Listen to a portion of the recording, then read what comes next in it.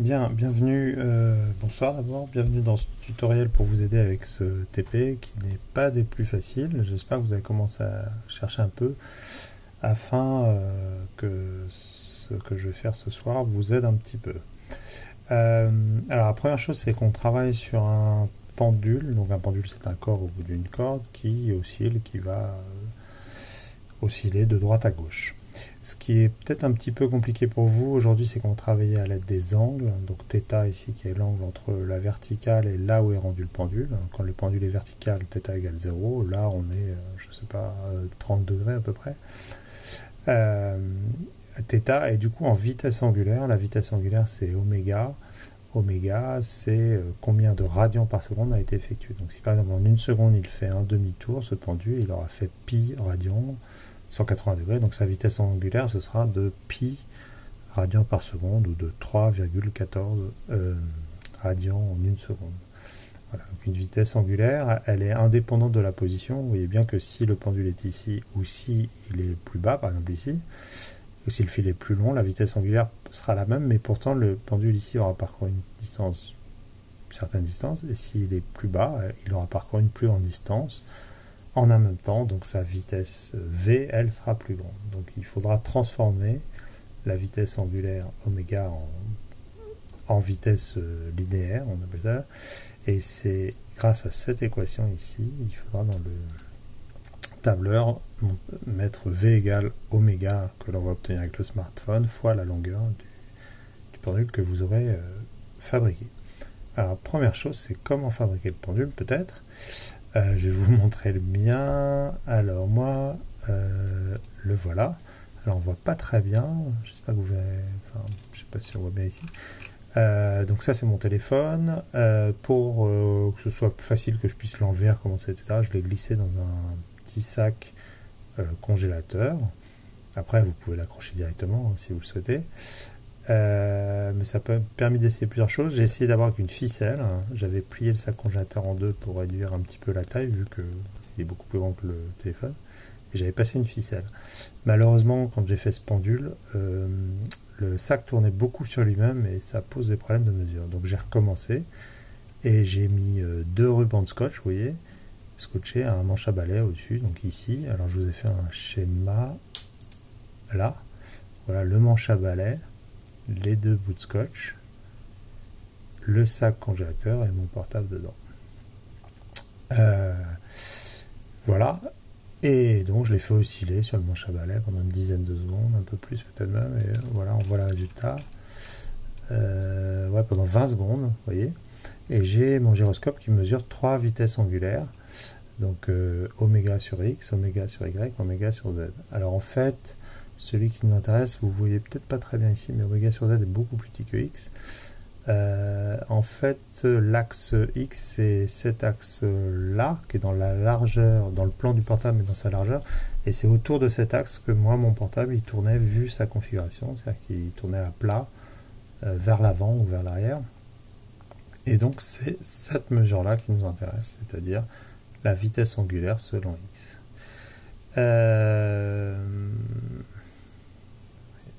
Et qu'en direct, je reçois des messages du clé. Peut-être fermer ça. Voilà. Alors, une fois que vous avez fait cette expérience, vous cliquez sur les trois petits boutons là et vous obtenez un écran qui vous propose l'export.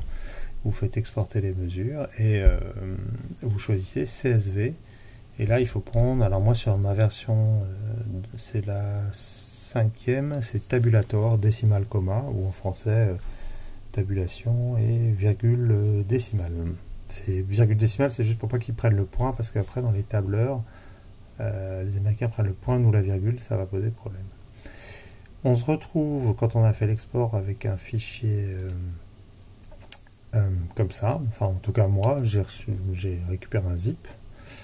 Ce zip, je l'ai décompressé et j'obtiens ça. Et quand j'ouvre, ça me fait ça. Voilà, c'est-à-dire que ça me dit import de texte, raw, machin, blablabla. Et puis, si comme j'ai bien mis la tabulation, mais vous voyez, sinon j'aurais ça, je dis que le séparateur c'est séparé par une tabulation. Et voilà, et je fais OK, et j'obtiens le temps oméga sur x, oméga sur y, oméga sur z, et oméga absolu qui cumule tout, mais bon, qui ne nous intéresse pas tellement. Voilà, à partir de là, vous pouvez travailler. Alors, il y a une petite chose, un petit travail comme théorique à faire. Donc, le problème, c'est que, en fait, pour EC, attendez, voilà.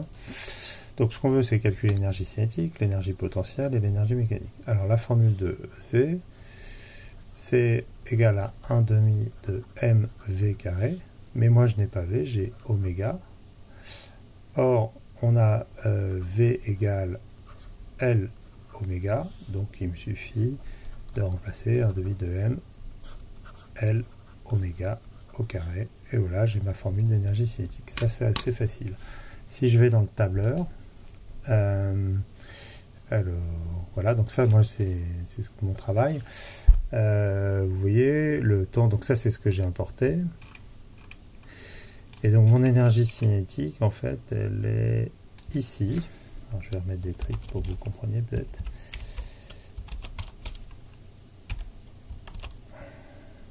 M, et donc ici j'ai θ. Donc mon énergie cinétique, vous voyez, du coup, c'est 1 demi de la masse. Alors moi, mon smartphone fait 158 grammes. Vous mettez la masse du vôtre. La longueur de mon pendule, c'était 42 cm. C'était le milieu de mon smartphone. Et ça, B74, vous voyez, c'est cette case-là, c'est, on a bien vu, c'est oméga x en fait. Donc c'est bien 1 demi de M L oméga au carré. Donc voilà pour l'énergie cinétique. Pour l'énergie potentielle maintenant, c'est un peu plus compliqué parce qu'en fait l'énergie potentielle,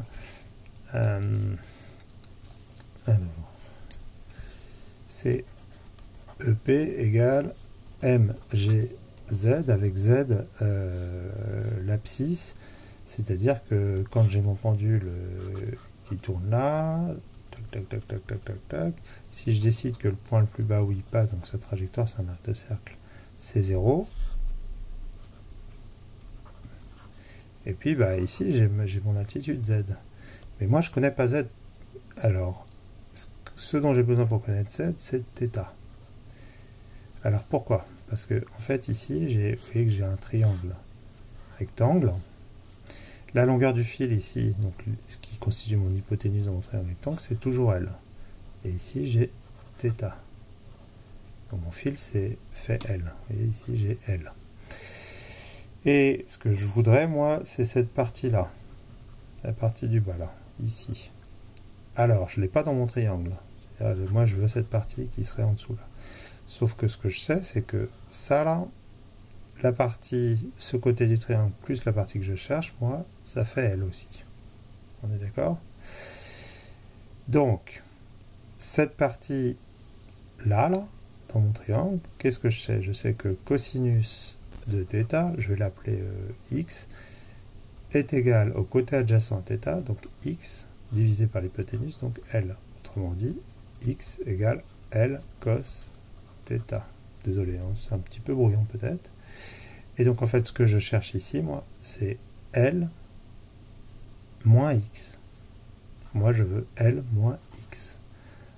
Ça correspond ici à mon altitude z. Et donc z égale L moins x égale L moins L cos θ est égal à L facteur de 1 moins cos θ. Voilà. Donc ça c'est la formule. Alors elle est indiquée sur votre schéma hein, dans l'exercice. Elle est ici. L facteur de 1 moins cos θ, ça correspond bien à mon altitude. Faites attention, moi dans mon livre il y a une erreur sur la formule, elle n'est pas correcte. Ok. Problème, j'ai pas θ. Alors c'est là qu'on va... je vais en faire un nouveau. C'est là qu'on va travailler un peu. Nous, ce qu'on a, c'est juste oméga, c'est-à-dire la vitesse angulaire. C'est-à-dire qu'on a la vitesse à laquelle un truc va de là à là. D'accord? Alors, je vais faire plutôt de là à là. Là, mon pendule, il va du point 1 au point 2. Donc là, j'ai θ 1, et là j'ai l'angle 2. À l'instant T1, il est en 1, à l'instant T2, il est en 2. La définition de la vitesse angulaire, c'est quoi? C'est tout simplement θ2 moins θ1 sur T2 moins T1. Autrement dit, si moi je veux connaître θ, ça veut dire que θ2 moins θ1 égale oméga fois T2 moins T1. Je passe ce parti-là en haut.